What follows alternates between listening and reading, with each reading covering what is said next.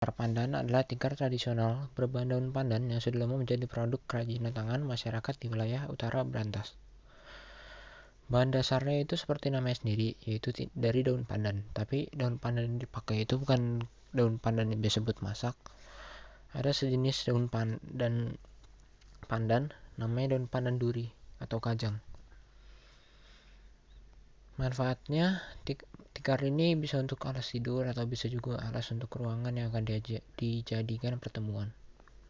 Awalnya itu sebenarnya kerajinan anyaman ini cuma dibuat untuk memenuhi kebutuhan hidup sehari-hari dan melengkapi kelengkapan acara yang ada di masyarakat, sehingga barang anyaman yang ini dipergunakan sendiri dan tidak untuk diperjualbelikan. Tapi mengikuti perkembangan zaman, sedikit demi sedikit kerajinan ini mulai dikembangkan dan diproduksi untuk dijual dalam rangka menunjang perekonomian keluarga, meskipun akhirnya pada saat ini tergeser dan tergantikan oleh peralatan modern serba sintetis dan plastik. Lalu ada cara membuat tikar pandan. Alat dan bahan yang perlu disiapkan adalah 1. Pisau, yang kedua nilon atau benang pancing, 3. Gunting atau cutter, dan bahannya sendiri ada daun pandan, duri atau daun kajang, dan pewarna. Sebenarnya cara membuatnya tidak terlalu mudah ya. Yang pertama-tama kita potong dulu daun pandan durinya pada bagian pangkal menggunakan pisau atau parang. Yang kedua, habis daun pandannya udah dipotong dan terkumpul, bersihkan dan buang durinya menggunakan pisau. Kemudian belah menjadi 2 atau 4 bagian tergantung selera. Jemur daun pandan tersebut sampai kering. Lama penjemurannya bervariasi tergantung terik matahari, namun umumnya memakan waktu 2-5 hari hingga benar-benar kering. Yang keempat, jika ingin dilakukan pewarnaan, maka daun tersebut dicelupkan pada pewarna yang telah dilarutkan dalam air dan dipanaskan atau direbus.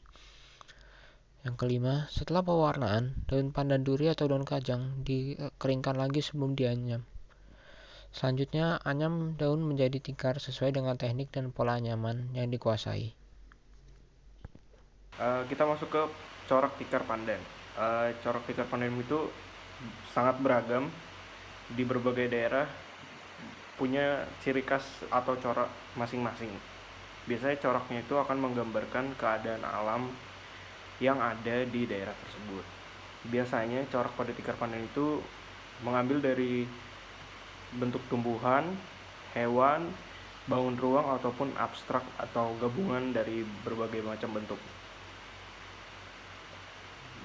Bisa kita lihat contohnya seperti pada motif tumbuhan itu ada corak bunga cengkeh, di mana coraknya itu menyerupai bentuk dari bunga cengkeh.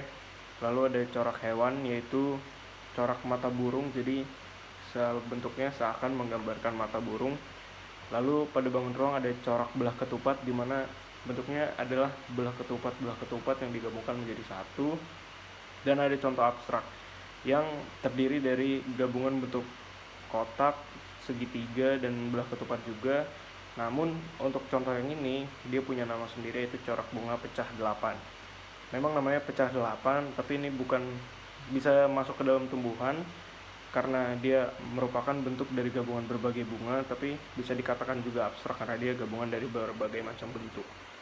Lalu untuk pemilihan warna pada corak tikar pandan cenderung mengambil campuran warna dari warna pandan coklat dengan warna-warna cerah lainnya seperti merah muda, hijau muda, ungu, kuning, biru terang. Intinya semua warna yang digabungkan kebanyakan adalah warna-warna cerah. Demikian presentasi dari kami mengenai tentang tikar pandan. Atas perhatiannya, terima kasih.